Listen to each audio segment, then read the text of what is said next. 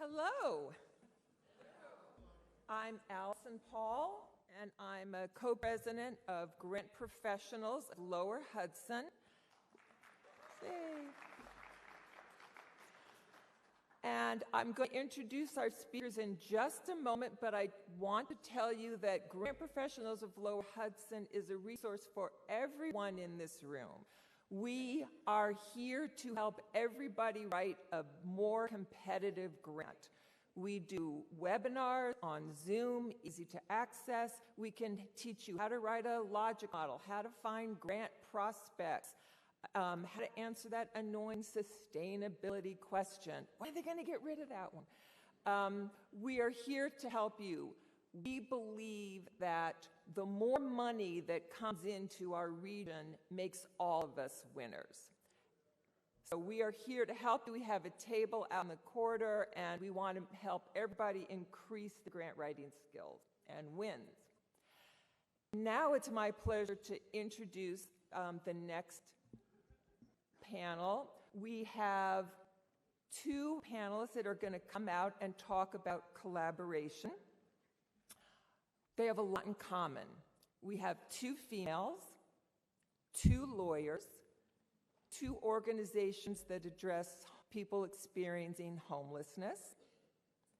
Both are on many boards where they share their wisdom and expertise. And I think you'll share this value. Both believe that having a safe, affordable place to live is fundamental to our human dignity.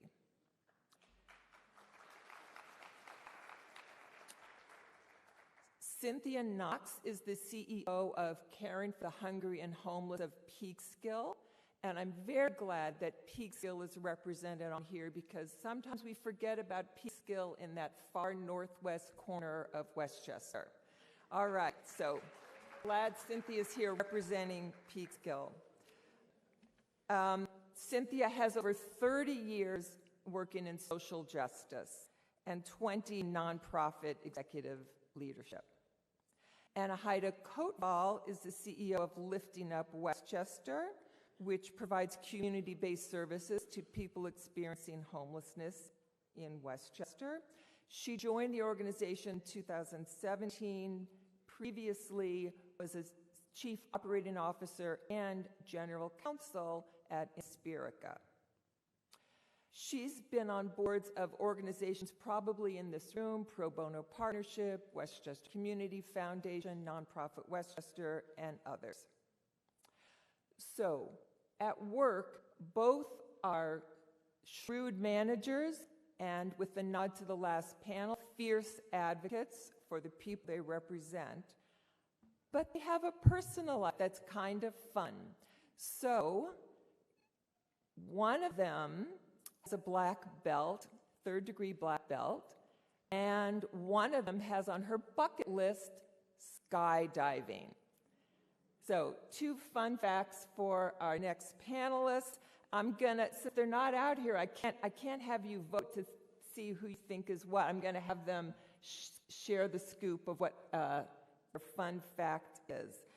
But they figured out how to use their strengths to run their organizations, their personal adventureness and strength, and figured out how to put it all together and have strong collaboration. So please welcome Cynthia and Anahita.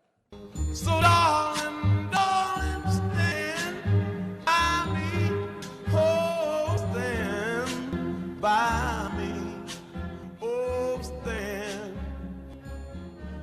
by me.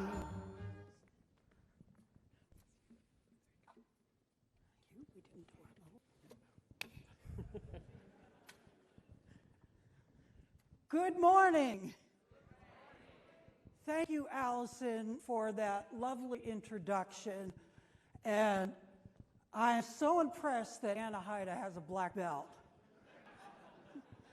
And with skydiving, I kind of think of skydiving as one of those things that is exhilarating and also terrifying, sort of like presenting in front of 600 of your closest colleagues and hoping that everything works out okay. So we're about to step off out of the airplane now, folks, so let's go. And we hope that you have as much fun with this presentation as Anna Haida and I had putting it together. So we start from the premise that nonprofit collaboration is not just a marriage of convenience. Nonprofits do collaboration every day, formally and informally, because they are living, breathing, interdependent organisms. We are going to talk today about the elements of collaboration and best practices, and then we're going to share, Anna Haida in particular, about our RISE collaboration, which is a collaboration between Caring for the Hungry and Homeless of Peekskill, CHOP, Lifting Up Westchester, and My Sister's Place. So, to begin with, we define collaboration among nonprofits as joint effort between organizations that share a mutual goal. And so we wanted to use a case study of our collaboration on a project called RISE, Rehousing in Supportive Environments. And the project essentially is a rapid rehousing program for individuals and families fleeing domestic violence.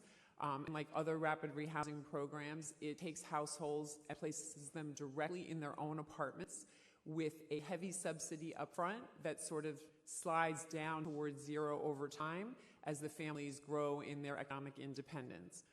The program is unique in the fact that it also offers rich employment support and domestic violence counseling services given the experiences that have brought the family to losing their homes in the first place.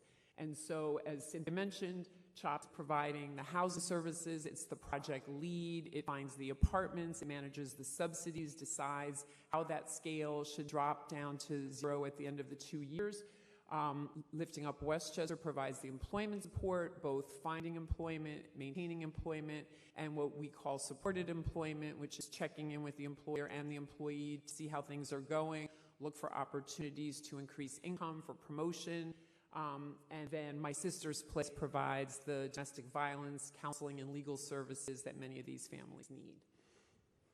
Now, some of you may be familiar with the renowned business scholar Rosa Beth Moss Cantor, and she is a Harvard Business School scholar, and she has this incredible framework that describes perfectly how collaborations between nonprofits work, and that relationships between collaborators begin, grow, develop, flourish, and fail in a similar way to human relationships. And when you think about that, that really makes a lot of sense. So when you start thinking about, okay, what do we need to do to grow a collaboration that is successful so that it's flourishing like a human relationship? The first really important thing to do is self-analysis. Who are we? Why do we want a relationship? Why not stay single? Isn't that easier? Yeah, everybody's laughing. It's easier. And that's true human and organizationally. So we need to look at what are our strengths and what are challenges as an organization. Yep, you got it. You're like, I'm going to go home and have a conversation today. Yeah. What are the industry conditions? Why are we seeking an alliance? Are we a startup and we're looking for a fiscal conduit?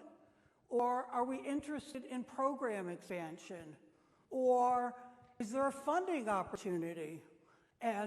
Or perhaps we're also looking to increase impact by leveraging resources. Similarly, when we do that analysis, we have to look, what are the hopes and the dreams that motivate our search for an alliance, similar to our search for a relationship?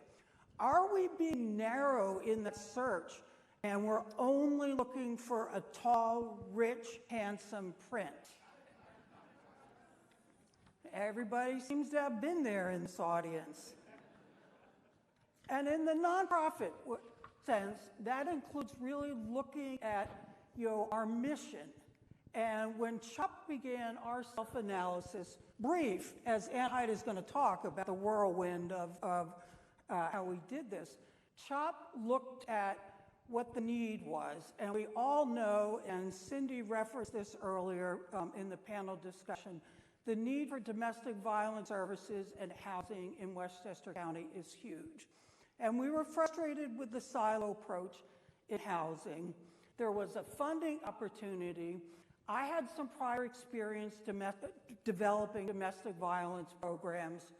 We wanted to leverage additional resources because we thought we could increase capacity that way. And like virtually everybody sitting in this room today, we were on overload. Oops, went too far. So, went way too far. Hold on. Just stay. I'm going the wrong way. No, I'm stay going on the wrong way. self-analysis. See the collaboration. These are good at work? slides. We have lots of good visuals. She can't do it. Here, Cynthia. And I won't take a lot of credit. Yes, you fix that, and I'm going to tell you about our self-analysis. So Cynthia reached out to us to talk about this funding opportunity, and I think the thing that we sometimes don't think about when we think about self-analysis is that it really has to be done at a couple different levels. It's both the macro and the micro, and I'll talk about that in a minute, but it's also evaluating both the collaborative relationship and yourself in terms of as the individual, or in this case as the organization, in terms of where are you as an organization and whether a collaboration is something that you're really ready for. And so when Cynthia approached us, and I'll fix the slide after this. Yep. When Cynthia approached us, we were sort of in a position where we did not really have the capacity to take on something new. And so at a macro level, we definitely saw the need. As homeless service providers, we work with people fleeing domestic violence all the time, but the two systems are quite separate and not well integrated. That's been a source of frustration. And we also had a institutional interest in exploring rapid rehousing because most rapid rehousing models in a high rent area like ours fail. And they fail because the amount of time people have to live independently as their subsidies drop is not long enough for us to build incomes in these high rent areas. And so the idea of designing a rapid rehousing model for DV survivors that could be successful was interesting, not just for this population, but we could learn for other populations. So, and the macro, those were sort of, that would conflict. On the micro level, we had started an employment program of our own for our shelter residents, and we were interested in trying to expand that and see if we could serve other populations. And this funding opportunity gave us a way to tiptoe into that before we had a big leap into doing something like that. So finally, we sort of decided that we would not be willing to do something like this alone, but if someone else was willing to kind of take that leap with us, the skydiving may have been the reason, that we would sort of do this with a partner, and we decided to go ahead and try to put together an application. So, we are getting the tech people on the slides because we are a nonprofit. We are the technology people. We are trying to do this without notes. And that is straining our technological capabilities. But I really want you to see the next slide because it's got a really cute image. But I'll start talking and maybe we can come back to it. So after you do that self-analysis organizationally and really look at why you might want to do something, now we're talking best practices here, right? Okay, and time to really go through everything you should. The next thing is really looking at identifying a partner. We're going to go.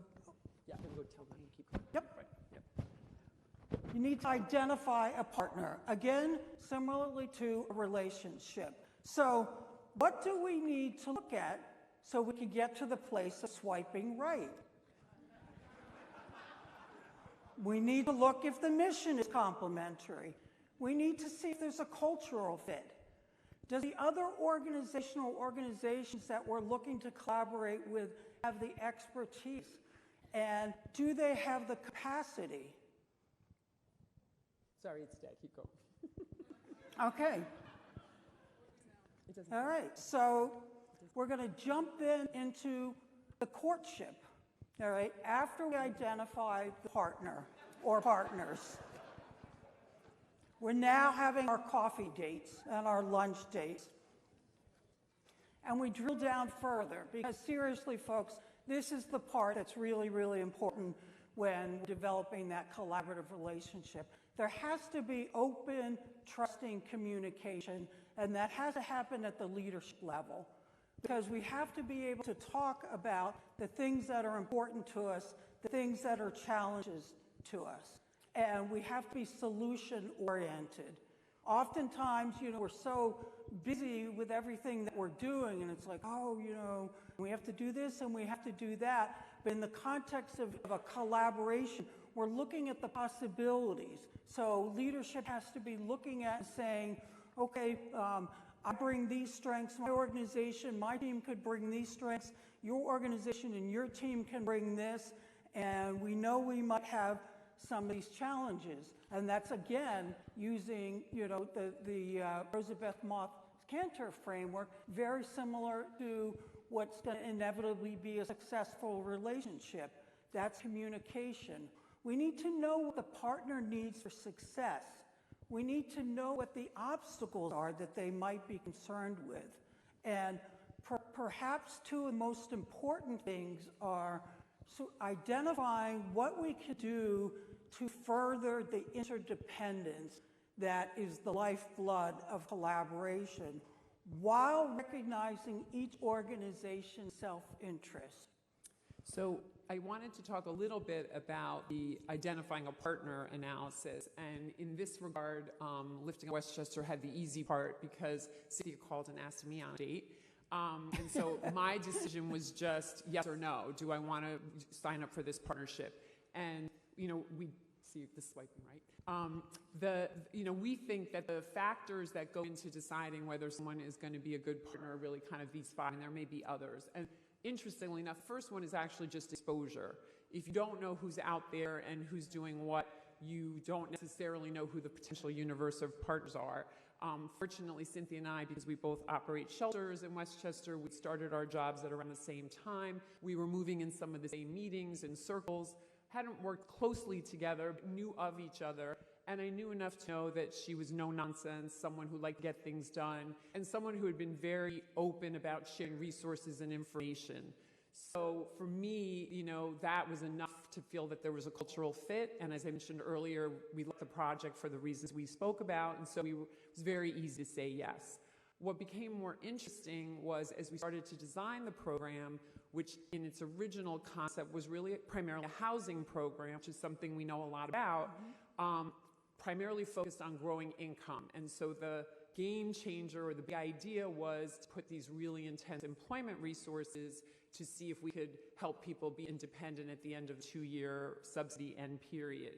The more we thought, though, about what it would take for those families to be successful, the more we realized that the DV challenges that had brought them to this situation were going to be a huge part of their readjustment period to these new apartments. There are safety concerns that have to be considered. Even in employment, there are geographic limitations when you're trying potentially to address a temporary restraining order, whatever other issues might be going on.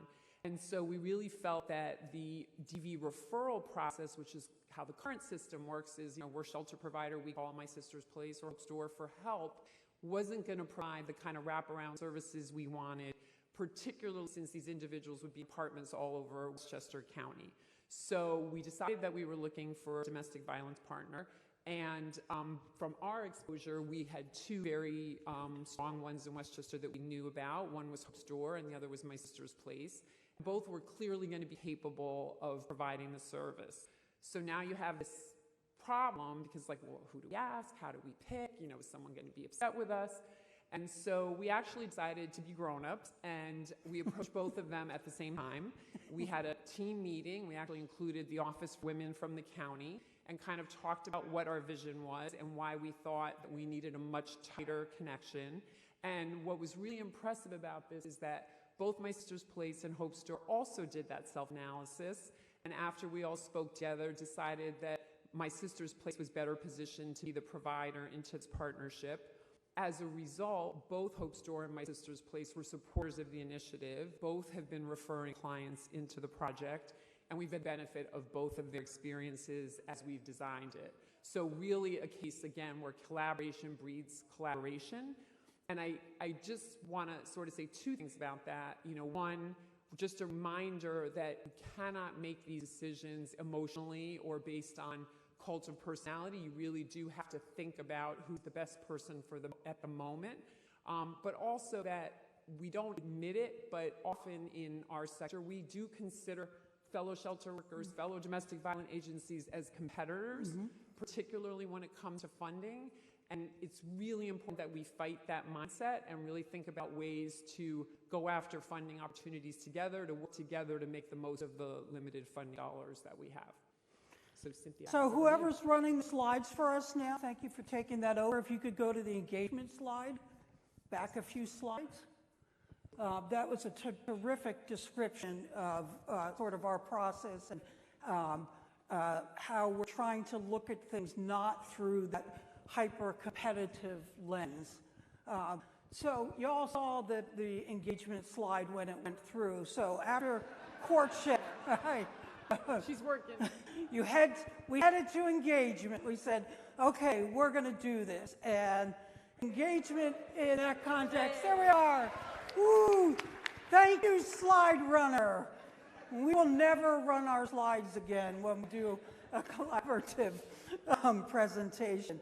So at that stage, what we really needed to look at was how we could get, the formal and informal approval and buy-in of stakeholders, meaning staff, that's always really important, the community, funders, just basically community partners. A really important component for us in our collaborative work is looking at the collaboration and how does a collaboration in and of itself become a creative act. So that somebody earlier in the presentations was talking about not just getting the work done, but going beyond that. And that's possibility, that's the creativity that brings us back every single day. And that's sort of the lifeblood of a collaborative endeavor. And a very, very important piece is the give and take that's required to cement a relationship. And we're just very fortunate that in our collaboration, Anna, Haida, and I just sort of had that with our personalities with one another, and it really informed how we were able to work through some of our engagement issues. Okay, so we have a lot of MOUs in our industry, and they're not all equally, strong. I will say that it's a little ironic that Cynthia and I are both attorneys, and we did this all on a handshake. And I think we do now have an MOU, but it was something that a funder or someone requested, and it's we will work together for the betterment of all mankind kind of language, not very specific or helpful. And so Cynthia's going to kind of walk you through maybe some of the best practices for an MOU, which I do recommend because I think we were fortunate that we were applying for this funding new and we had designed the program together, so we did have to talk through a lot of issues. But I think the process of going through an MOU can really help you identify potential areas of disagreement or conflict and smooth the way for a better relationship. So the kinds of issues that need to be addressed in a memorandum of expectations, overall, memorandum of understanding, overall expectations need to be clarified. And isn't that the truth? Any relationship, well, I thought you were, well, like, yeah, and that's where everything just stops.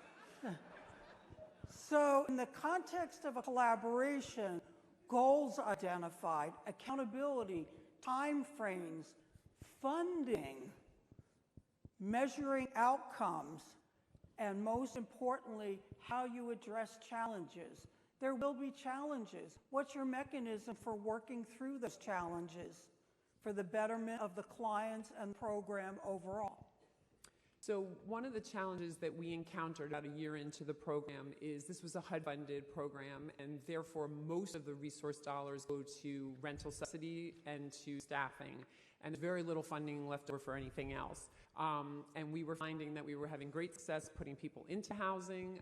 They were doing well in terms of job placements. But in order for people's income to grow, we need them to get better and better employment, and often that meant additional education, which required costs for training and classes and transportation to school, but also that even the employed individuals needed work clothes or transportation money or childcare, et cetera, and there was no funding in the program for that. And the two organizations kind of subsidized that in the first year to a small degree, but we had, a $500,000 grant that needed maybe $50,000 to fully leverage its potential and make sure that we help clients all the way to that independence. So we decided that trying to fill the gap ourselves was not the right answer, and started to, again, look for potential collaborators. And we reached out to the Westchester County Community Foundation. Initially, I think really to share the collaboration and get their ideas on potential funding sources. And I don't want to speak for them, but I think they liked the idea of the collaborative nature of these three organizations working together to provide a holistic result. And as a result, they stepped up to provide that bridge funding to support the rest of the program.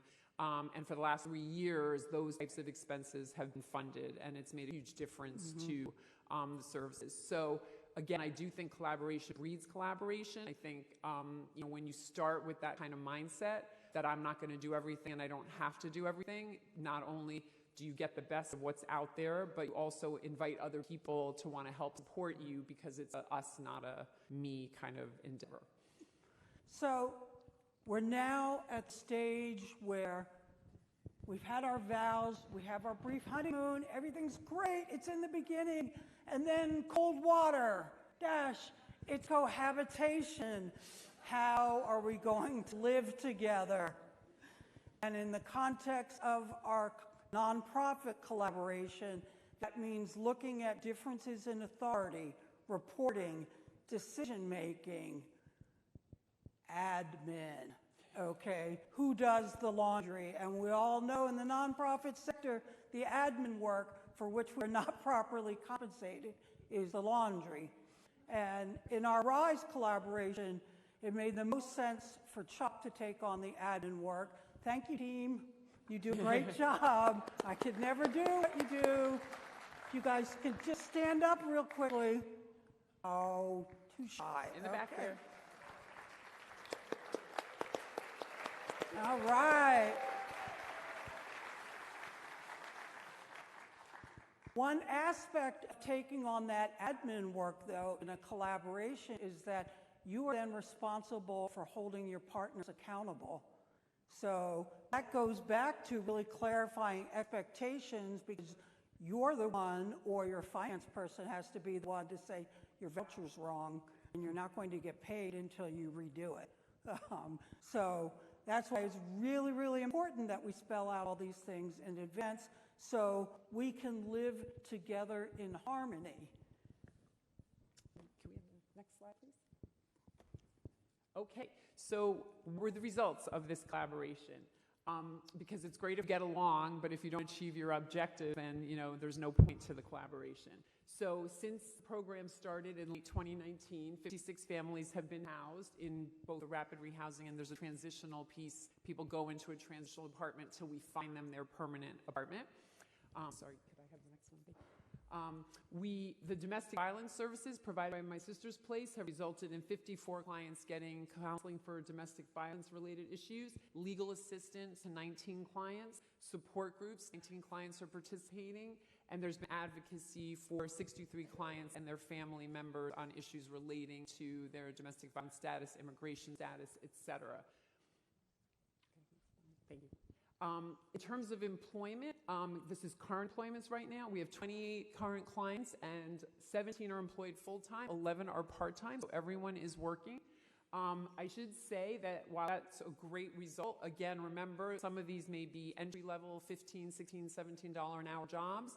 For them to be able to pay that rent at the end of the 2 years, we're looking more at $22, $25 an hour jobs. So there's a continuous effort to, recycle these people into bigger and better jobs. And that sort of brings me to the next slide. Education and certifications is really the way that we're doing that. And so this is where those funds I mentioned from Community Foundation come into play. We have 4 clients who are working in college programs. You can read it here, 3 in GED, 3 in ESL programs, 6 are getting their nursing assistant certifications, 1 graduated with an associate's degree, and we have folks becoming pharmacy techs, and 1 about to be college graduate. So, yeah, it's great. So the program continues, but I think we feel like we have proven that with the right intensive resources, people can get to economic independence, they can grow their income, but they can't do that without direct relationship between the rapid rehousing subsidy provider and all of these other services that they need. So truly something where if Lifting Up Westchester had provided a program or CHOP had provided the program, we would not have done it as well, and the clients would not have benefited. And that leaves us to thriving. The clients thrive, the community thrives, and the program thrives. And ending with a quote from, again, Rosabeth Moss Kanter, that essentially, like all living systems, collaborations and relationships are easier when they're narrower in scope. But the wider and the more expansive we can make them and the more flexible, the more possibility there is, the more benefits there is for growth and thriving. So thank you all, and this is how together we rise.